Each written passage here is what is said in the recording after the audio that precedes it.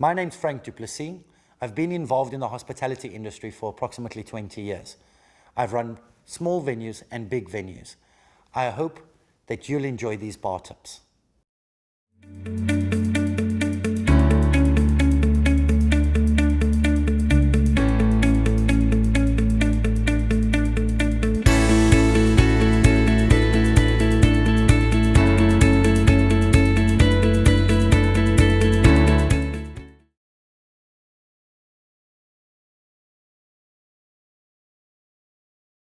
The team is the most important part of running a successful bar. The team's really important around the bar because obviously we are front runners for the rest of the club. I think it's more important to get staff in that you know are going to be customer friendly. A happy team means happy and returning customers. It's important to have a manager that can look after the team, to give them directions and so that they can understand what the bar's goals are.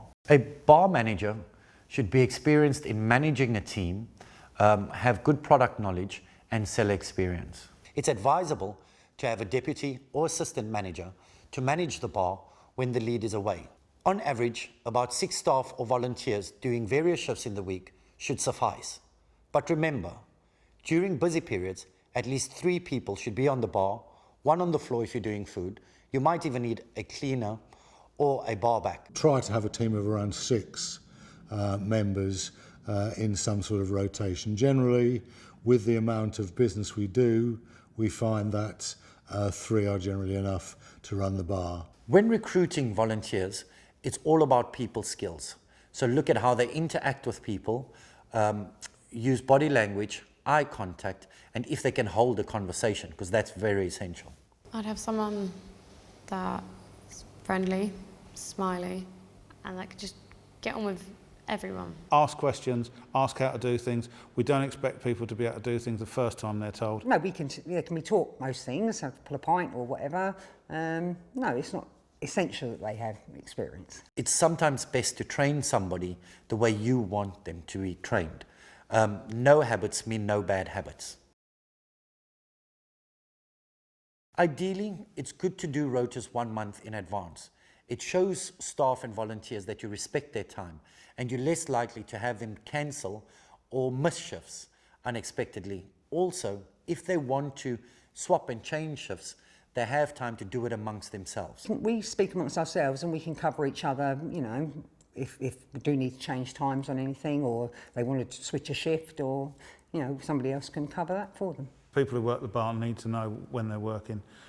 We try and give them as much notice as we can of what's coming up. We're working normally 4 to 6 weeks ahead of time. If there's an event, ensure that all staff are available. If I'm hosting, doesn't matter if it's a corporate or a birthday party, find out what they want, how many people, what's their budget on food and drink, and if they'd like entertainment. From there, you can then work out what staff you need, if you need to order any stocks, plan ahead. Also, if I'm hosting my own event, I like to give myself minimum 3 months lead time to lead up to it. And I like to host events that's going to get the local community involved in what I'm doing. You know, it also creates a buzz around the bar and then we get returning customers from that. For our own club events, they're planned anything up to 3 months ahead. Sort of our bigger events are normally scheduled for sort of 3 months maybe ahead. So we know our timetable fairly well, you know. Look at hosting events not towards the end of the month, as people tend to run out of money, or in August when people are on holiday. When hosting your own events, consider your alcohol license requirements. The RFU have a free alcohol helpline. The number is 011 593 49177. It's important to have a checklist.